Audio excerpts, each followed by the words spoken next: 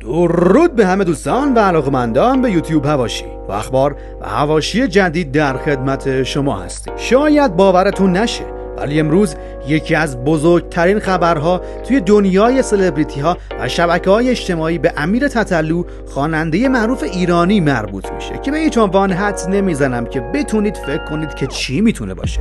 اگر میخواید که با خبر بشی حتما ادامه ویدیو رو از دست نده. روز پنجشنبه 21 تیر ماه سال 1403 مجید نقشی وکیل امیر تتلو توی پست اینستاگرامیش خبری منتشر کرد که واقعا توجه ها رو جلب کرد و حسابی سر و صدا کرد. نقشی توی این پست گفته که به همراه مادر امیر به زندان رفته و حال تتلو خیلی خوب. اما نکته جالب و تاثیرگذار این بود که امیر تتلو نذر کرده تا پیاده به کربلا بره.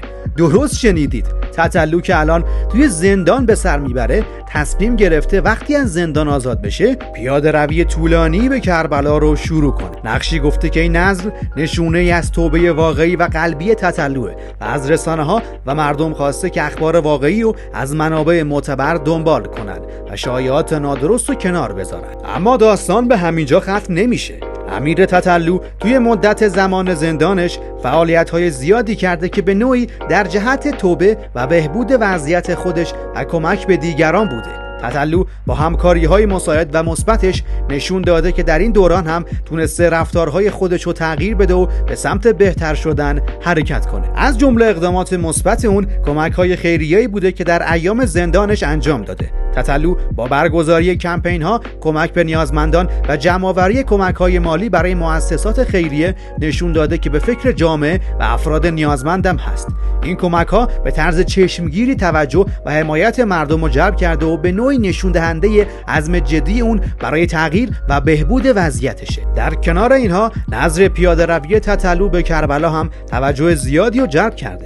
حمایت‌های مردمی از این نذر به حدی بوده که گزارش‌ها حاکی از اینه که احتمالاً چندین هزار نوجوان ایرانی با حضور در کنار تتلو در مراسم اربعین پیاده روی کربلا را شروع می‌کنند. این حمایت‌های مردمی به نوعی نشون میده که تتلو هنوزم در دل خیلی از مردم جایگاه ویژه‌ای داره و تلاش‌های اون برای تغییر مثبت به خوبی دیده میشه. یکی از نکات جالب این داستان اینه که تتلو که به خاطر مشکلاتی که در زندگی شخصی و حرفه‌ایش داشته به زندان افتاده، اما با نذر پیاده روی به کربلا میخواد عزم و اراده خودش رو نشون بده. این نذر علاوه بر این که نشونه ای از توبه واقعی اونه، به نوعی برای جامعه هم یک پیام قوی از تغییر و بهبود به همراه داره. در آخر باید گفتش که این داستان با امید به تغییرات مثبت در زندگی امیر تتلو همراه شد. آیا نذر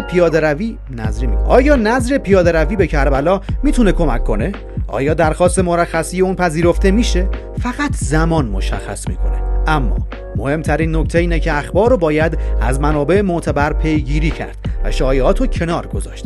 همچنین توجه به فعالیت‌های مثبت و خیرخواهانه تتلو در زندان و حمایت‌های مردمی از نذر اون میتونه نشونه‌ای از تغییرات مثبت در زندگی این هنرمند باشه و امیدواریم که این تغییرات ادامه دار و مثبت‌تر هم بشه. اگر از این ویدیو لذت بردی و فن خیلی آتیشی تتلو هستی پس حتما این ویدیو رو لایک کن، کانال رو 100% سابسکرایب بکن و کامنت هم حتما برامون بذار و مثل همیشه تا یک ویدیو، یک اخبار و یک حواشی دیگه به زودی میبینمتون.